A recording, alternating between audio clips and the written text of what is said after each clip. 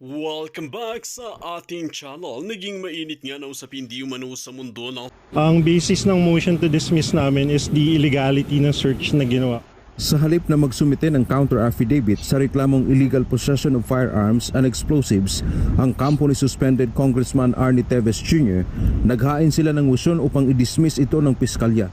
Ayon sa isa sa mga abogado ni Teves na si Attorney Edward Santiago, illegal ang ginawang search sa bahay ng mambabatas sa bayawan kung saan may nakita umanong mga baril at pampasabog.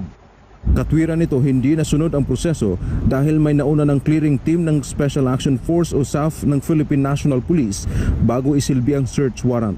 Wala rin umanong mga witness kaya ito ay maituturing na irregularidad kaya hindi dapat tanggapin bilang ebidensya ang mga nakuhang baril at granada. Na-admitted din naman nila dun sa complaint nila na nag-conduct ng merong team of SAF personnel na nag-conduct ng clearing team bago nila in-implement yung actual search. Kasama rin sa motion ang dalawang anak ni Congressman Teves na nakaharap sa kaparehong reklamo. Tinapos na kanina ng panel of prosecutors ang preliminary investigation o pagdinig sa mga reklamong illegal possession of firearms and explosives laban kay Congressman Teves Jr. at mga anak nito. Hihintay na lamang kung ano ang magiging desisyon dito ng piskalya. Sana po yung mga basehan na aming inilahad ay maging sapat upang ma-dismiss at mapawalang bisa po yung mga hanabla o yung habla sa aming mga kliyente. Samantala, muli namang kinwestiyon ng abogado ni Congressman Teves kung bakit hanggang ngayon ay wala pa rin naisasampang reklamo sa piskalya laban sa kanyang kliyente kaugnay ng pagpaslang kay Governor Ruel Digamo. Si Teves ang itinuturong utak at financier ng ginawang pag-atake para mapatay si Digamo sa sariling bahay nito. Barely 2 weeks after the death, sinasabi nila they have solid evidence, 99.9% solved, at Teves is the mastermind, etc. Pero hanggang ngayon wala pa rin. Kung solid ang evidence, why don't they file it? I-PI na nila, i-file na nila in court. Nauna namang sinabi ni Justice Secretary Crispin Rimulya na bukod sa mga kasong murder ay inihahanda na rin ng DOJ ang reklamong paglabag sa anti-terrorism law laban sa suspendidong kongresista. Ayan po mga kaibigan. So as we speak na ano na po, na granted na po guys ang kanilang panawagan. So good news. Ito na po. Ayan na po sa screen. Basahin nyo guys. Ayan na yun. Sa wakas, granted na po mga kaibigan. Ito, bago lang yan, September 28 lang yan, kahapon lang. 11:10 a.m.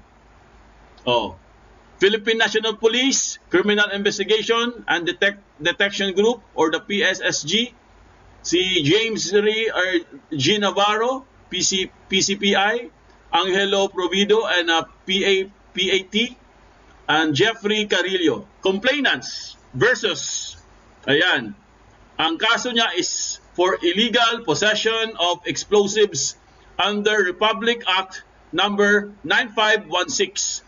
Arnolfo Alipi Teves Jr. and Jose Palo Gimarangan, respondents. So, mga kaibigan, ito po yung bagong balita ngayon na na-dismiss na po ang kaso niya doon sa illegal possession of explosives. Matagal din nilang inano yan guys, ni-request. At least ngayon sinagot na po. So confirm na yan guys. Dismiss na po yung kaso niya dyan. Ibig sabihin, sa akin lang sa akin palagay lang, pwede na siguro siyang tanggalin doon sa designation. Pwede na siguro, di ba? Kasi bakit ba siya na-designate as terrorist? Unang-una, dahil dito sa hinala nila, itong mga illegal, allegedly na mga illegal na possession of itong mga firearms na to. Kaya siya na-designate, di ba? Tapos, yung nangyari sa Digamo. So, ang conclusion, wala talaga silang nahita. Wala silang nakita. Wala po silang nakitang kaso. Kaya na-dismiss mga kaibigan. So, ibig sabihin, hindi siya terrorist. So, nagkamali po sila mga kaibigan. Hindi lang nagkamali. Talagang malaki po itong TINGA, yan. Yan ang pinakamagandang syunga, yun. Syunga na lang, syunga. Sige. Mga syunga sila, mga syunga. Kawawa naman yung tao, isang congressman. Tapos, dinesignate nyo pa. Walang hiya. Tapos ngayon wala pala siyang kasalanan.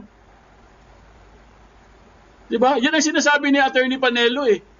Paano isang araw malaman nyo na wala palang kasalanan si Tevez or wala palang kasalanan si Bantag?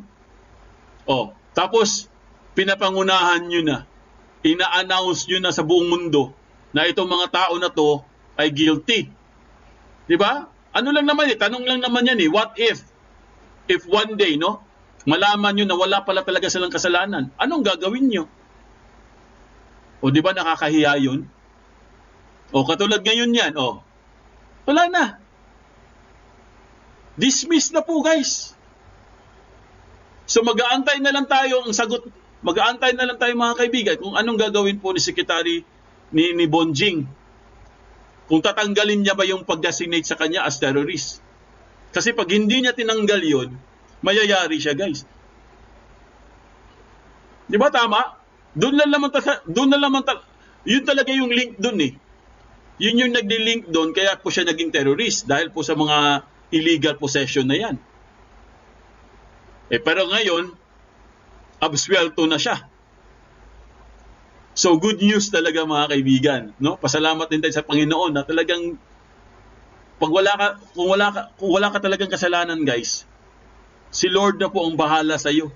Gagawa siya ng paraan mga kaibigan na makalusot ka sa kaso. Yung kay Bantag mga kaibigan, antay lang tayo. Sabi ko sa inyo, di ba? Palagi kong sinasabi sa inyo. Antayin lang natin, ipasa Diyos na lang natin dahil andyan naman siya, no? Andyan naman si Lord, nakatingin naman siya. Alam naman niya kung sino talagang may kasalanan. Di ba? Matagal na rin isusurrender ang mga matagal na yan eh. Matagal na talaga. Wala talaga silang link, guys. Gusto lang talaga nilang siraan yung tao. Kumbaga, ang nangyari dyan, guys, minamadali po ng DOJ para matakot or madiin si Tevez. Siguro, akala siguro niya pag nag-designate na si Tevez, susuko na, uuwi na sa Pilipinas. Di ba? Ang dami pa nga nilang mga pronouncement, di ba? Magsusumbong doon sila sa United Nations. Naka-alerto daw yung mga mga Interpol na yan. Ano pa yung mga international authorities? Mga arresting authorities? Interpol, Scotland Yard, CIA, lahat na yata eh. NBI sa atin. Wala naman eh. May nangyari ba? Wala. Bakit walang nangyari? Dahil po, si Kong Arnie Tevez ay nasa Timor-Leste. At tinanggap na siya doon. Tinanggap yung ano niya, di ba nag-file siya ng asylum? Tinanggap na siya doon. Tinanggap ka mga kaibigan, ibig sabihin, poprotektahan ka nila. Hindi ka basta-basta ibibigay. Poprotektahan ka ng Timor-Leste. Yes, tama. Wala pa siyang warrant of arrest mga kaibigan, isa pa yan. Kasi binalita na yan guys eh. Ito i-correct nyo ako baka nagkamali lang ako. Pero ito guys, binalita na yan sa buong social media saka sa mga mainstream media na meron na rin siyang warrant of arrest. Di ba? Naalala nyo yun? Natandaan nyo? Pero hindi na natin na-topic kasi nakalimutan na natin Kasi may warrant of arrest na nga siya, di ba? Pero guys, ang problema, hanggang ngayon, wala pa rin warrant of arrest. I-correct nyo na lang ako. Baka mamaya nagkamali lang ako. Baka siguro na nakaligtaan ko lang. Pero sa tingin ko guys, wala talaga siyang warrant of arrest. Hindi pa nakarating. Ibig sabihin, gawa-gawa lang talaga lahat. Bakit nila ginagawa-gawa yan? Bakit sila nag-iimbento? Para madiin si Kong Arnie Tevez at umuwi. Mapipilitang umuwi sa Pilipinas. Kasi lang, hindi naman nila kaya. Di ba? Hindi nila kaya si Kong Arnie Tevez. Ito, papakita ko pa sa inyo. Ito. Meron pang isang affidavit. Ayan. Basahin nyo. Para sigurado tayo, meron tayong source. Meron tayong evidence. Ayan. Basahin natin Yan finally. Nakalagay. Ano bang nakalagay dyan? Finally, the insufficiency of evidence as to the presence of the second element of the crime against Respondent Teves Jr. warrants the dismissal of the complaint against him. No proof. Oh, nakalagay no proof Basahin nyo. No proof that he is the owner of the subject property and that he has actual or constructive possession over the recovered loaded caliber 45 pistol and rifle scope has been submitted by the PNP CIDG despite opportunity to do so. This case, as far as Respondent Arnolfo Teves Jr. is concerned, is hereby remanded by the PNP CIDG for the conduct of further investigation.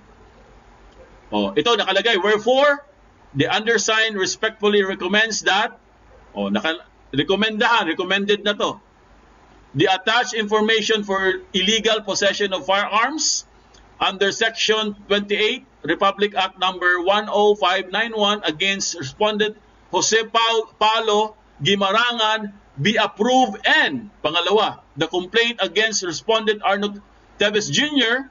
be dismissed without prejudice. Yun. Dismissed without prejudice, mga kaibigan. Ibig sabihin, in order na. Nakalagay. So ordered. City of Manila. Ayan Jasper Valderrama. Ayan. Hegel Jasper A. Valderrama. Signed. Ibig sabihin, dismiss na doon sa kaso na yon. Hindi na siya terrorist, mga kaibigan. Yehey! Palakpakan! Panalo! Sunod naman, si Bantag naman. Antayin naman natin yung kay Bantag. Sana lang. Basta guys, mag-antay lang tayo. Darating din tayo dyan. Ito nga kay Kong Arnie Teves, hindi naman akalain to na ma-dismiss siya dyan. Di ba? Pero at least guys, gumana po ang batas ng Pilipinas. Palakpakan pa rin natin, mga kaibigan. Di ba? Pwede bang kasuhan ni Teves yung mga nag-raid at nagtanim sa bahay niya? Yes, pwede po mag-counter. Pwedeng mag-counter. Oo. Basta pag natapos yung kaso po ni Teves, guys, at napatunayan na wala talaga siyang nilabag, or wala siyang kasalanan, lahat po yun pwedeng mag-counter. Lahat sila. Pati yan si sekretary na yan, humanda yan. Pati yan si Abalos. Naku, yari ang mga yan. Oo, meron pong counter dyan, guys. Huwag kayong mag-alala. Kayang-kayang labanan yan. Di ba? Kaya humanda sila. Yan yung sinasabi natin Dapat kasi tinanggal na yung Department of Justice Secretary. Matagal na nating request yan hindi naman nila tinatanggal Dapat dati patanggal na yan. Para hanggang ngayon hindi pa rin tanggal. Andiyan pa rin sa pwesto. Nakakahiya. Di ba? So, yan po, mga kaibigan. Ito na po, panoorin na po natin itong ni Attorney Topacio, guys. Para meron tayong ito po yung parang interview niya, I-play natin. Walang record si Congressman Teves. Anong record? What record are you talking about? Bago yung sasabihin yung blue notice, gawin nyo na lang. Maging parehas po tayo. Hindi po ito witch hunt. Hindi po ito Court of the Star Chamber. Department of Justice with emphasis on justice. Justice for everyone until meron na pong final judgment. Okay? Yun pong panawagan natin sa mga ahensya natin. Do not make anyone look guilty because it is unseemly at it may have consequences. Hindi po hustisya yung tar and feather. Galit na galit nga yung iba, di ba, sa red tagging. Bakit ngayon murder tagging? Wala pa naman. I hope na hindi to maging pattern ng pressure and intimidation sa mga nahuli na falsely idiin si Congressman Teves. Ito yung guys, ito yung binalikan ko lang yung interview niya kasi relevant to, mga kaibigan, sa nangyari ngayon. Okay, binalikan ko lang para para ma-refresh po yung mga utak nila. Para yung mga kinalawang nila ng mga utak, guys, itong mga basher, no? Ma-refresh. O, ito, panoorin nyo. Ito po yung sinabi ni Attorney Topacio. OJ, PNP, NBI, AFP, PND, CIA, hindi pala kasama. Oo. Ang daming acronym eh. Ewan ko, ano ba nangyari? Ano ba chika? Sino gusto magmarites? May bago. Labang kay Kong Teves? Ano sinabi ba? Sinabi? Iprinising na lang po, attorney, yung pong task force, di ka mo.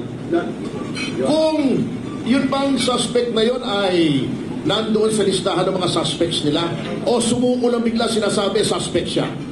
Dalawang bagay yan eh. Merong suspect na upon investigation, suspect hindi pa nahuhuli or bigla may sumuko, umamin. Gunman ako, suspect ako. Dalawang bagay yan eh. Kasi sa 31 years kong pagiging abogado, pagka may krimen, bigla may sumusuko, sinasabi siya yung pumatay, ituturo daw yung kung sinong nag-utos sa kanya. Biglang may lumilitaw na ganyan eh. Paulit-ulit yan eh. Lumang tugtugin na yan kung gano'n ang style. Anyway, habang hinihintay po natin si Attorney Toby Jokno, may mga gusto lang po issues. Unang-una po, yung sinabi po ng Committee on Ethics na hindi po kami sumasagot, ay sumagot po kami noong Biyernes. Ngayon po ang deadline, pero noong Biyernes po ay sumagot na po kami ron sa kanilang request na magpaliwanag si Congressman Teves. Alam niyo naman po, pag Friday, walang pasok sa Kongreso, di ba? Sabi ng Chief of Staff ni Congressman Teves na si Edith ay wala daw magre-receive. Ngunit sa kagustuhan naming tumugon sa kanilang paanyaya na magpaliwanag si Congressman Teves, ay in-email po namin sa Committee on Ethics.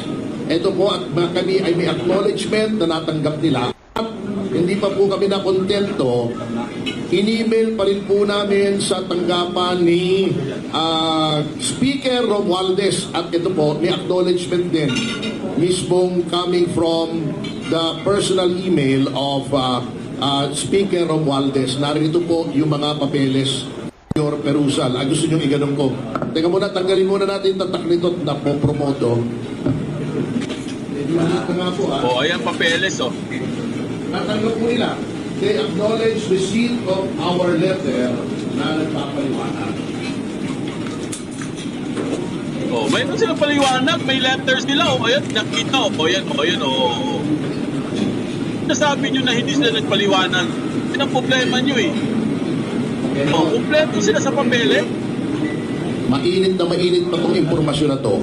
Kasi po, humiling din po kami na may hearing daw mamayang alauna ang House Committee on Ethics. Alauna. Kung saan nire-require nila ang physical presence ni Congressman Teves. Of course, sabi namin, this is a matter of life and death. Hindi po makakapunta si Congressman Teves for obvious reasons.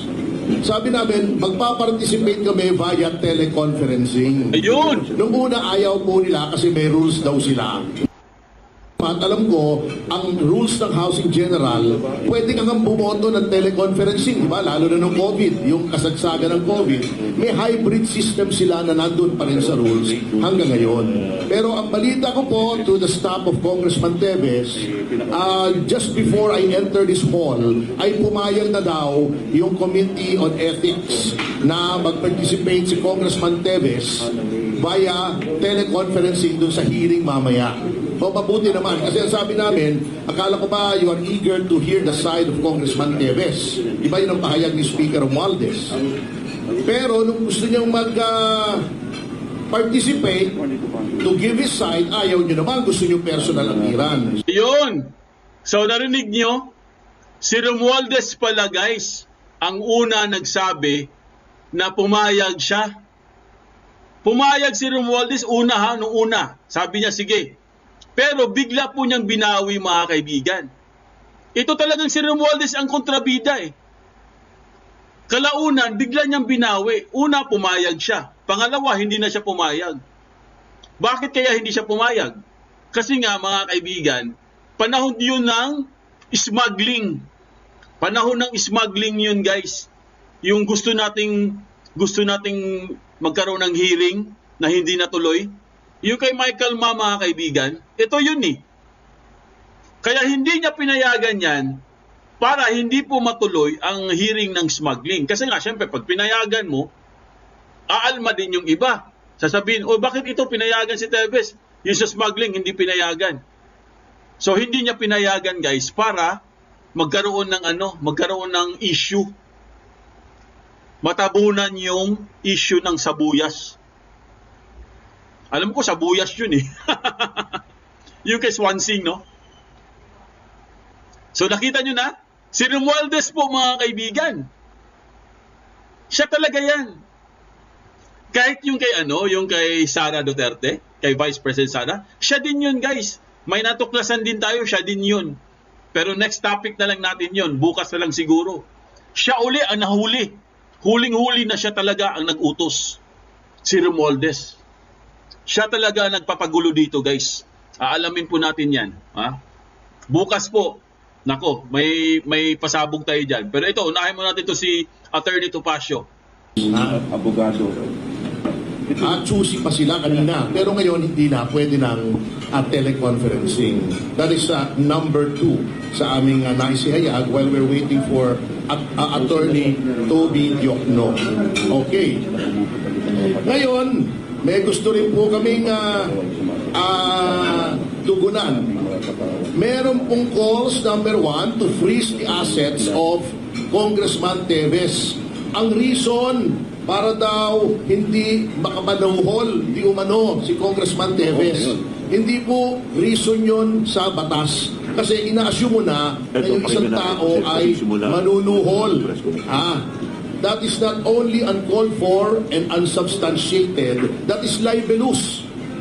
Sinasabi mo, isang tao ay manunuhol.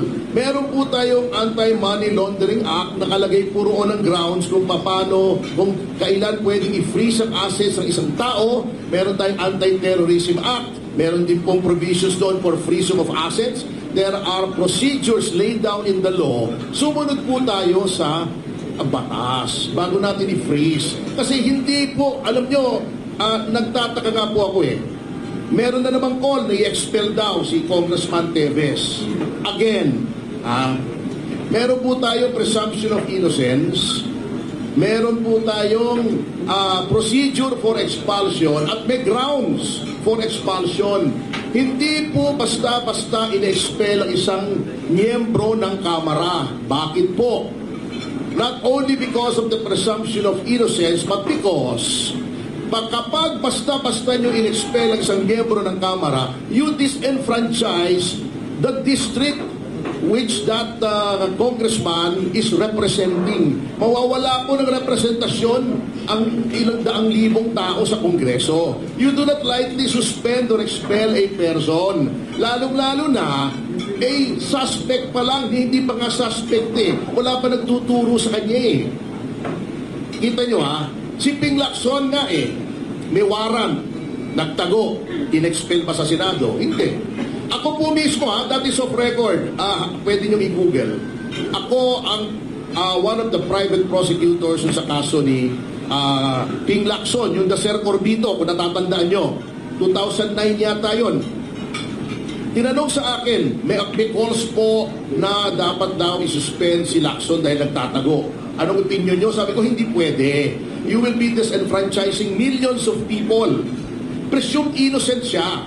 Private prosecutor na ako, ayoko. Kasi kinatawan siya ng tao, hinalal yun eh. Si Halos Hosba, convicted na nga ng trial court. Pina-expel ba? Hindi naman. O, na-re-elect pa. Si Mrs. Gloria Macapagal Arroyo, na ngayon Deputy Speaker, were there calls to expel her? Wala naman. Because of the presumption of innocence and the right of representation sa Senado. So, yung mga quarters po na ganito, yun nga po ang aking laging panawagan. maghunos dili po tayo. Ang krimen po ay hindi nasosolve sa init ng ulo, sa gigil, sa galit. Huwag tayong magkaroon ng lynch mob mentality.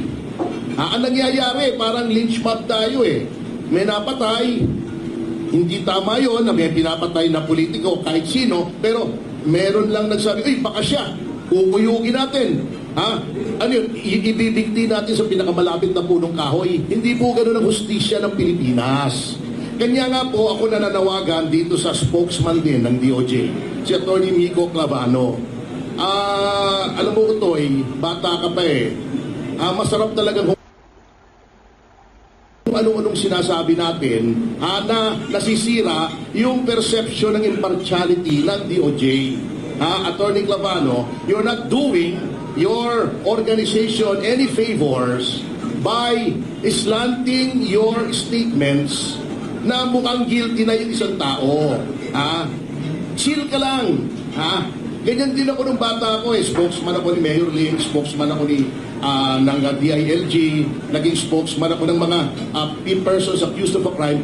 Chill lang tayo, panyero. Hindi po ganyan. Sasabihin nyo, his record is not yet clear. Walang record si Congressman Teves. Yes. Anong record? What record are you talking about? Bago yung sasabihin yung blue notice, gawin nyo na lang. Kasi standard naman yan eh. Pwede nyo namang ipamonitor ang kahit sinong tao. Ang blue notice po sa Interpol, of which NBI is part, minomonitor lang naman yung movements. Ayun yung sasabihin yung maglalabas ng lookout bulletin to prevent him to prevent people na suspects from leaving. Wala na pong gano'n. That is already, that power of the DOJ has already been struck down by the Supreme Court in the case, in the companion cases of Genuino versus Secretary of Justice and Arroyo versus Secretary of Justice. Ang lookout bulletin po, ini-inform lang, hindi kayo pwedeng pigiling umalis. Hindi kayo pwedeng Tama. But if you announce that, parang pinapalabas kong guilty na agad yung tao. Ang investigasyon ay quiet lamang. You do not telegraph your punches ang investigasyon. And until and unless you focus on a particular person dahil meron ng witness against him na matibay, hindi nyo i-announce yung kanyang ginagawa. Ganun po yun na Atty. Clavano, please Oo. Alam mo naman sinabi ng Supreme Court, accusation is not synonymous with guilt. Bilang isang public official, Atty. Clavano, ikaw ay, it is your bounden duty to apply the laws impartially, to defend and protect the Constitution. Maging parehas po tayo. Hindi po ito witch hunt. Hindi po ito Court of the Star Chamber. Department of Justice with emphasis on justice. Justice for everyone until meron na pong final judgment. Okay? Yun pong panawagan natin sa mga ahensya natin. Do not make anyone look guilty because it is unseemly at it may have consequences. Hindi po hustisya yung tatar and feather. Galit na galit nga yung iba, di ba, sa red tagging. Bakit ngayon, murder tagging? Wala pa naman. So, yun lang po ang aming mga panawagan. Ito, by the way, ito po yung kopya ng aming liham sa House Committee on Ethics and Privileges. You're all welcome to get it. Ngayon, ang reason po kung bakit narito kami, principally, ay para i-present po si Miss Hannah May Sumerano. Kung natatandaan niyo po last week, Hannah May was one of those arrested in connection with the raids on the houses and properties of Congressman Teves. If you recall, noon po nga nakapiit pa siya, ay yung kapatid si Hazel ay dumulog sa CHR together with Attorney Toby Diokno.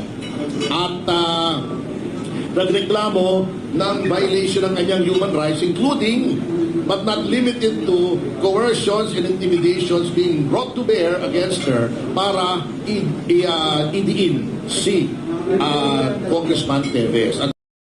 Dito Dito nga natin makikita mga kaibigan na talagang hindi nga inuurungan ni Attorney Topacio itong si Remulla na ito na talagang nagkakaalaman na kung sino nga ba talaga ang bayaran at kung sino nga ba talaga ang nagsisinungaling dahil kung titignan natin wala naman talagang maipakita na solid evidence itong Remulla na ito laban kay Kong Teves. Well mga kaibigan, kung kayo ang tatanungin ano ang inyong mga opinion, just comment below sa ating comment section at ating pag-uusap.